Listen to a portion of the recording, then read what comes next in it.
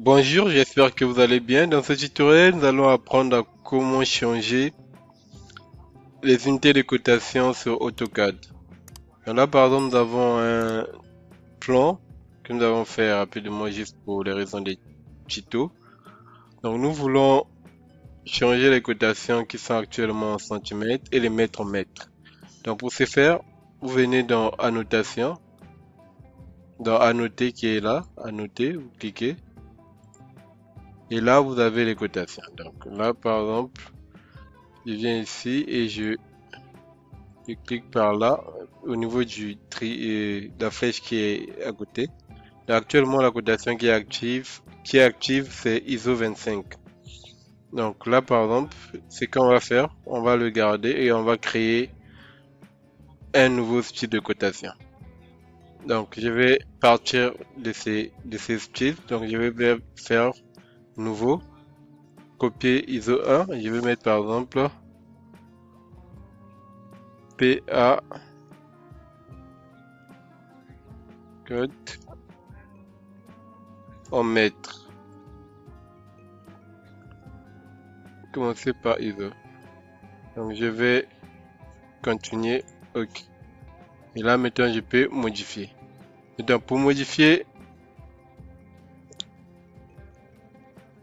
modifier l'unité et mettre ça en mètres, vous venez au niveau de unité principale ici. Et là vous avez facteur d'échelle. Donc facteur d'échelle, il suffit de mettre ici par exemple si c'est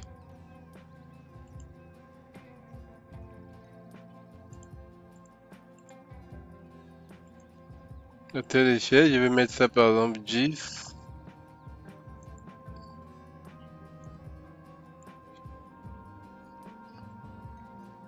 0, 0, 10.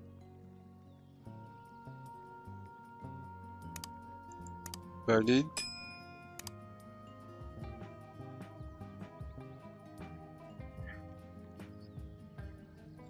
Et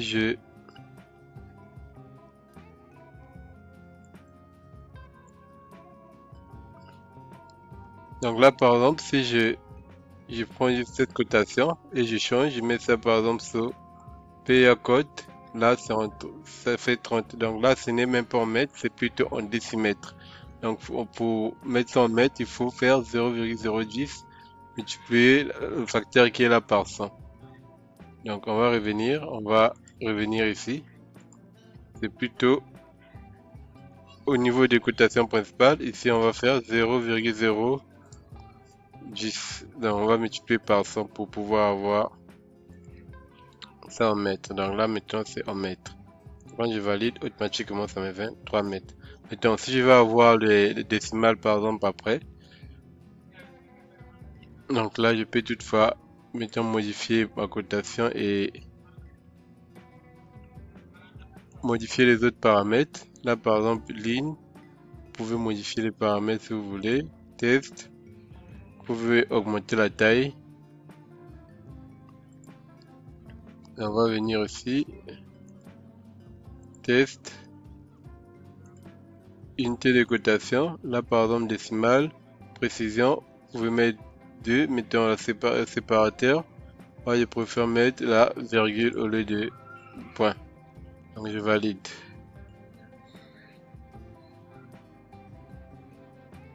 Donc je fais ça. Ok. Donc là par exemple si je trace une ligne par exemple de 2,50 m, je reviens au début par exemple, je prends la ligne. Par exemple 2,50 m.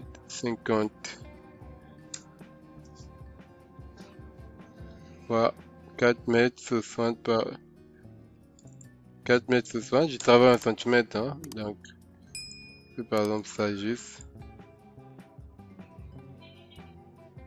Et par exemple ça. Et je vais copier le propriété de ça pour coter en mètres. Donc là, il suffit pour moi de prendre la cotation.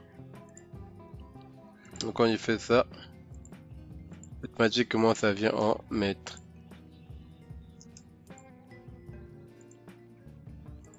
Vous voyez, automatiquement c'est en mètres.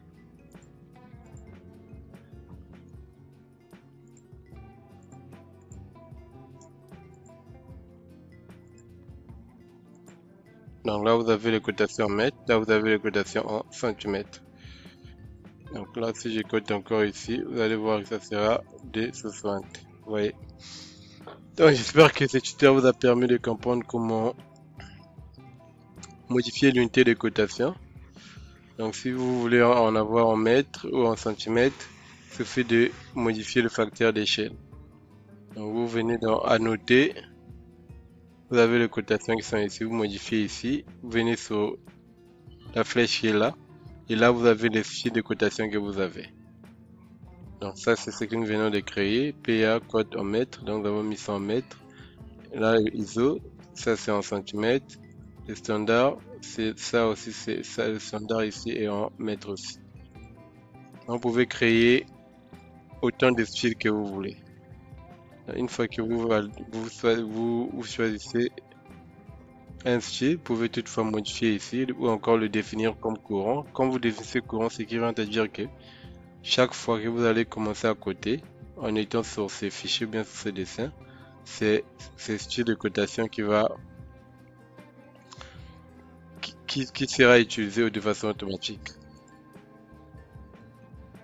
Et si vous voulez créer un nouveau fichier de cotation, venez au niveau des nouveaux et ça vous demande, vous pouvez partir d'un fichier déjà existant pour créer un autre et après modifier juste les paramètres ou carrément. Donc vous avez cette possibilité là.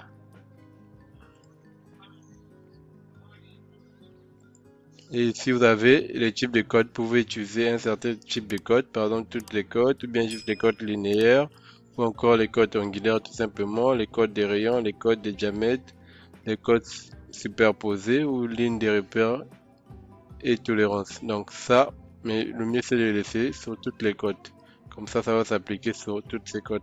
Si vous voulez spécifier, il suffit de choisir ce qui correspond à votre objectif. Une fois que vous finissez, vous continuez. Et une fois que vous continuez, vous venez au niveau de ici, vous allez définir vos éléments. Donc si les lignes, vous pouvez choisir les lignes, notamment la couleur ou encore vous mettez par exemple du calque ou encore du bloc, ça dépend vraiment de vous. Type de ligne, vous avez les autres lignes ici, vous pouvez même charger les lignes. Charger ici, vous avez les autres types de lignes ici, vous chargez, il suffit de sélectionner la ligne et vous faites OK. Et ça se charge. Et après ici, vous faites la sélection de la ligne que vous voulez. Donc là par exemple, il fait ça, OK. Donc, ça devient ça. Et là, l'espacement de la ligne de base. Donc ça dépend vraiment de vous. Supprimer la ligne 1 par exemple, ça c'est les lignes entre la notation de la cote et ligne de rappel. Et les lignes d'attache, qui sont les lignes de rappel ici. Quand vous changez la couleur, vous voyez les lignes de rappel, ou bien les lignes d'attache qui sont là. Donc vous pouvez toutefois supprimer aussi ou changer les paramètres. Donc vraiment à vous de voir ce que vous voulez. Là, vous pouvez aussi réduire par exemple bidonji. Je fais ça. Donc vous avez les paramètres qui sont là, vous voyez ce que ça va vous donner. Et là, c'est au niveau des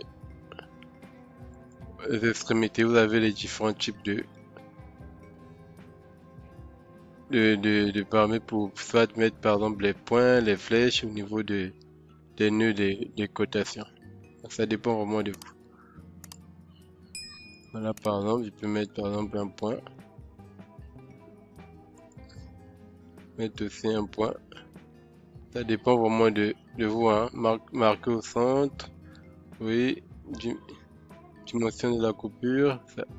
Donc tout ça, à vous de voir. Par tâtonnement, vous trouvez par exemple un style de code qui vous correspond.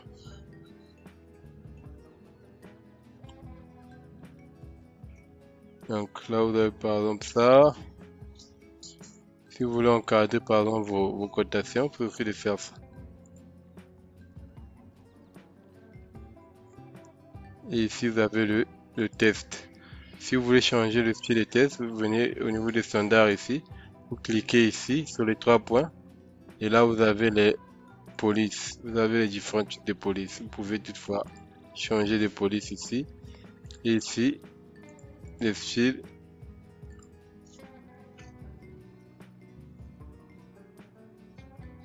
La taille, vous pouvez aussi définir la taille ici. Si vous voulez par exemple 2 ou c'est pas 20, c'est vraiment à vous de voir. Vous pouvez mettre la taille de votre test ici.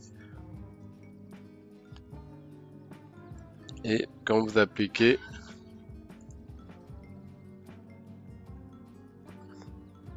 vous validez, vous fermez. Et là, des ajustements. Vous pouvez toutefois... Donc tout ça ce sont des paramètres à régler si vous voulez. Sinon, c'est pas trop compliqué. Et ici, vous avez les formats de code. Code décimal, code scientifique, code architecture. Mais moi, je laisse décimal. Ici, vous avez le séparateur. Donc, vous pouvez mettre par exemple le point, la virgule ou encore l'espace. Moi, à vous de voir ce qui est mieux pour vous. Ici, le facteur d'échelle, c'est ici que vous définissez l'unité. Si c'est en mètres, en centimètres, il suffit de faire la correspondance par rapport à votre unité de travail. Si vous travaillez en centimètres et que vous voulez mettre les cotations en mètres, il suffit de multiplier par 100. Si vous travaillez en mètres, vous voulez mettre divisé par 100 plutôt. Pour mettre en mètres, divisé par 100. Si vous travaillez en mètres, vous voulez mettre en centimètres, vous multipliez par 100. Donc c'est un peu ça. Dans la tolérance, là, pratiquement, je ne touche pas.